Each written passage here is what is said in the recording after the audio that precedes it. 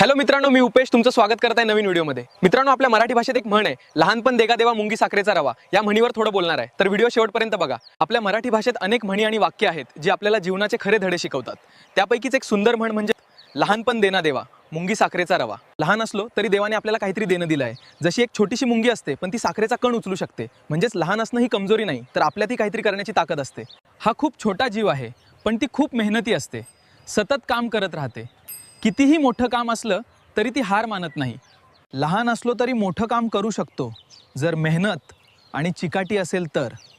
म्हण आपल्या दैनंदिन जीवनात खूप उपयोगी आहे, आत्मविश्वास वाढवते। आपण लहान आहोत, गरीब आहोत किंवा आपल्याकडे साधनं नाहीत असं वाटत असलं तरी आपण काहीतरी करू शकतो। मेहनतीची प्रेरणा देते। मुंगीप्रमाणे सतत काम करत राहिलं तर यश नक्की मिळतं। कधीही हार न मानण्याचा संदेश देते। कितीही अडचणी आल्या तरी प्रयत्न सोडायचे नाहीत। अभ्यासात कमी मार्क आले तरी निराश होऊ नका, थोडं थोडं शिकत राहा। रोज मेहनत घेतली तर मोठं यश मिळू शकतं। जसं मुंगी थोडं थोडं काम करून मोठं काम पूर्ण करते, तसं विद्यार्थ्यांनीही सातत्य ठेवायला हवं। आपल्या आजूबाजूला असे अनेक लोक आहेत जे खूप गरीब परिस्थितीतून आले पण मेहनतीने मोठं यश मिळवलं। त्यांनीही मुंगीसारखं काम केलं, हळूहळू, पण थांबले नाहीत। म्हण आपल्याला एक मोठा विचार शिकवते।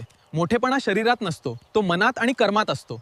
लहान सुरुवात करूनही मोठं यश मिळवता येतं। लहान असलो तरी आपल्यात क्षमता आहे, मेहनत, चिकाटी आणि आत्मविश्वास असेल तर कोणतंही काम अशक्य नाही।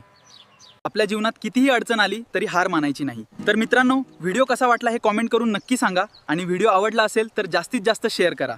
आणि आपल्या चॅनलवर नवीन असाल तर चॅनलला सबस्क्राइब करून ठेवा, कारण प्रत्येक व्हिडिओमध्ये काहीतरी नवीन सांगण्याचा प्रयत्न करतो जे आपल्या जीवनात आवश्यक असते। चला तर पुन्हा भेटू, बाय।